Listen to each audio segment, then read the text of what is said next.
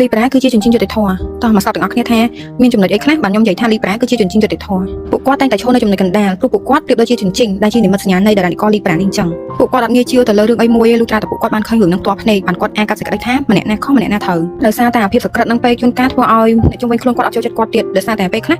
អ្នកដែលមកនិយាយរឿងប្រាប់គាត់ហ្នឹងតែងតែចង់ឲ្យគាត់ហ្នឹងនៅខាងខ្លួនឯងចង់ឲ្យគាត់ហ្នឹងគិតថាខ្លួនឯងជាមនុស្សដែលត្រឹមត្រូវលីប្រាគឺជាមនុស្សដែលមានយុត្តិធម៌មានតុល្យភាពហើយជាពិសេសពួកគាត់ហ៊ានទទួលស្គាល់កំហុសរបស់ខ្លួនឯងនិយាយទៅអត់ចូលចិត្តបកាយកិច្ចបេះឆោនេះអំណោយពិសេសដែលទេវតាបានផ្ដល់ឲ្យលីប្រាគឺជាខួរក្បាលមួយដែលមានភាពវៃឆ្លាតលះលហួនពួកគាត់បកាយគ្រប់រឿងជាពិសេសពួកគាត់ជា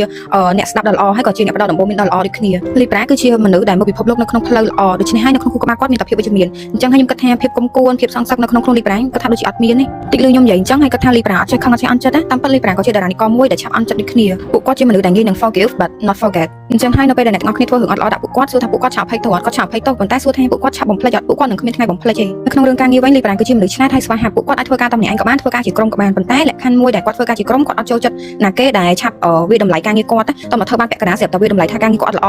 ពួកអីគាត់អត់ធ្វើចាប់ចុងចាប់ដើមទេអញ្ចឹងលទ្ធផលក៏វាអត់ទាន់ចេញមកដែរលីប្រាក៏ជាមនុស្សម្នាក់ដែលប្រកែកក្នុងការចរចាដែរដោយសារតែពួកគាត់ឆាប់យកពីអ្នកដទៃជាពិសេសពួកគាត់ប្រកែកសង្កេតអញ្ចឹងគាត់អាចងាយស្រួលមែនទែនក្នុងការមើលទៅដៃគូម្ខាងទៀតថាពួកគេចង់បានអីគេហើយអីដែលពួកគាត់ស្អប់បំផុតគឺជាមនុស្សដែលអាត្មានិយមគិតតែពីផលប្រយោជន៍ខ្លួនឯងអត់គិតពីមនុស្សជុំវិញខ្លួនណាដោយសារតែលីប្រាគឺជាមនុស្សដែលមានបេះដូងទលាយអញ្ចឹងគាត់យកចិត្តទុកដាក់មួយមនុស្សជុំវិញខ្លួនមែនទែនអញ្ចឹងបើជួបអ្នកគេដែលអាត្មានិយមដាក់គាត់នៅអត់ចូលចិត្តហ្មងតារានិករនេះជាតារានិករដែល chill សบายស្ងប់ស្ងាត់ប៉ុន្តែនៅពេលដែលពួកគាត់ធ្វើអីមួយគាត់តែងតែមាន plan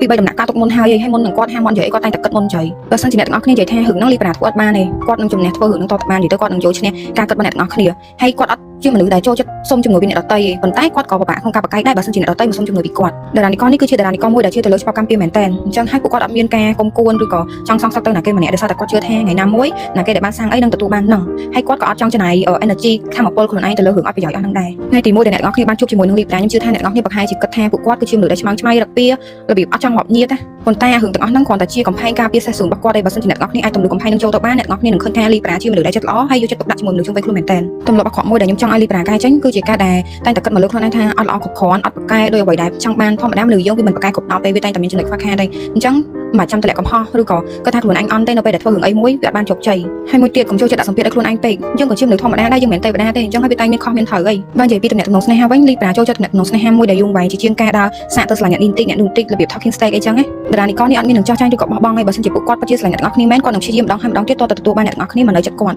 ហើយរឿងដែលធ្វើពួកគាត់សប្បាយចិត្តគឺជាការឃើញដៃគូរបស់ពួកគាត់ពេញចិត្តរីករាយនៅអ្វីដែលពួកគាត់បានធ្វើឲ្យមិនថារឿងនោះទៅយូរធំទេចង់ក្រោយចង់ប្រាប់ថាលីប្រាគឺជាមនុស្សដែលមានការអោបកសោបមួយដ៏កក់ក្ដៅហើយគាត់ក៏ជាមនុស្សដែលកែថោបដូចគ្នា